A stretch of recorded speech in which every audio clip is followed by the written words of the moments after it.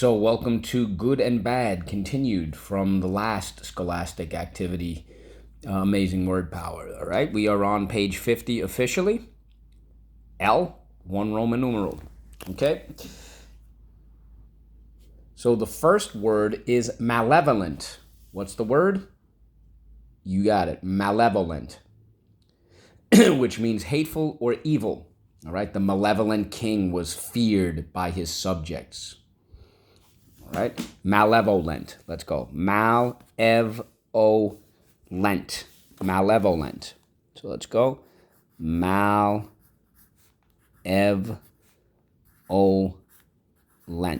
Malevolent. Okay, we have one thing to mark up. Fantastic. Underline the O. The O can say O at the end of a syllable. That is rule 4. All right. Evil or wicked. The next word is the word vile. What's the word? Yes, vile. And vile, of course, means very unpleasant, nasty, mean, things like that. So, for example, chocolate is vile to some people in the classroom, who shall be nameless. Homographs and homework are vile to some people in the classroom. Anyway, evil or wicked, things like that, especially when we're describing people. One of the things that I love about vile, once we spell it, I'm going to show you. It's quite intriguing. Vile, V-I-L, silent E. All right, so let's go. V-I-L, silent E, vile. How do we mark this up? Underline the I and the silent E twice. Draw an arrow back. Why? You got it, because in this case, the silent E makes the I say I. And here is a vile human being, okay, a criminal. And that was the same as villain in the third grade Amazing Word Power. One of the really cool things about the word vile and how you could remember it, it's an anagram. And if you remember, an anagram is taking the same letters within the word and rearranging them. E-V-I-L, evil. So the next word is the word intrepid. What's the word? Fantastic. Intrepid. And intrepid means bold and courageous. So the intrepid firefighter smashed down the door and rescued the child. Okay, brave and courageous. Thomas Edison, the Wright brothers, Ruby Bridges, Louis Braille, Beethoven, etc., they had an intrepid attitude and approach to life. They were bold and courageous. Intrepid. Intrepid. Intrepid. Intrepid. All right, let's go. First syllable, in. Second syllable, trep.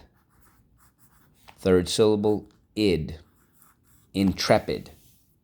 And there happens to be a battleship that's in New York called the Intrepid. It's docked for people to visit. The next word is the word valor. What's the word? Magnificent. Valor. And valor is very similar to intrepid, except there's a slightly different context. Valor means great bravery or courage, especially in a battle. Copernicus and Galileo showed tremendous valor in the battle for ideas to prove that the earth revolved around the sun, not what had been accepted, that the sun revolved around the earth for over 2,000 years. The Wright brothers, they were in a battle for the truth as well, to prove that man could fly and can fly. That was a battle of ideas, epic. Okay, they showed great bravery and courage in that. Ruby Bridges, the angry white mob, right? Showing that was a battle for integration, for Ruby Bridges, her dignity, her education. The Wright brothers, their values. Who else? Thomas Edison, right? A battle for his values, the truth, okay? Valor. Valor. Valor. Sounds a little similar to valiant in that regard. Let's go. First syllable, val. Second syllable, or. The etymology for all these words are fantastic. Okay, how do we mark this up? Underline the or. Going back to malevolent, even if you didn't know what it means, you know the Latin prefix, mal. Okay, the next word is the word illustrious. What's the word? Illustrious. Fantastic. Okay, meaning famous for outstanding achievements. Think of all the heroes that we know. I won't go through the list. Okay? Illustrious, famous for outstanding achievements, accomplishments, and success. Okay, the illustrious inventor, excuse me, received great acclaim, right? Great attention. That vocabulary from the other day. Okay, and the word illustrious, obviously it does sound like the word illustrate, and that is the base word, that is the root word, okay? All right, illustrious, let's go. Illustrious. We use ow, o, u, illustrious.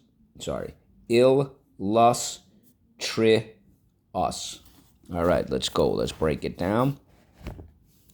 First syllable, ill. Second syllable, lus. Third syllable, tri.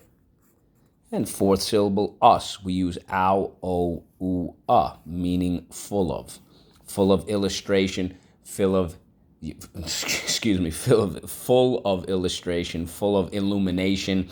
You'll understand that when you look up the etymology. How do we mark this up? Underline the Think about it. No, not the third sound. It's the fourth sound.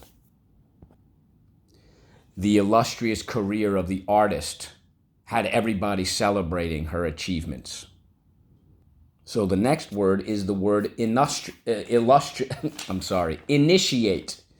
Initiate, okay? So we could use it two ways. We actually learned about one way with Squanto. If you remember, Squanto had to spend the winter all alone in the woods, in the forest.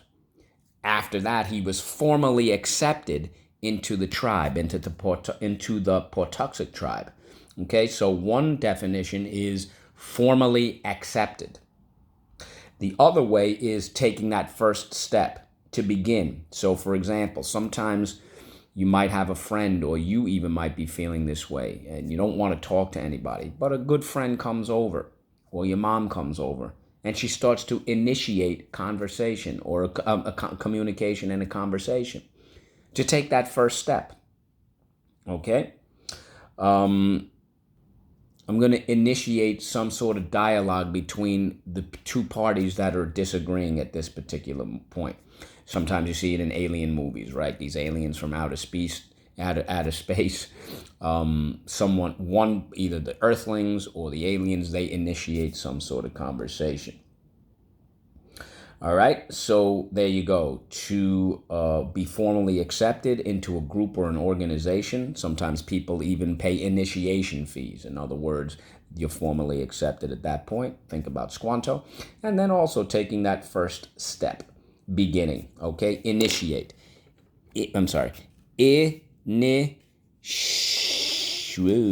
Ran out of fingers. Shate. Initiate.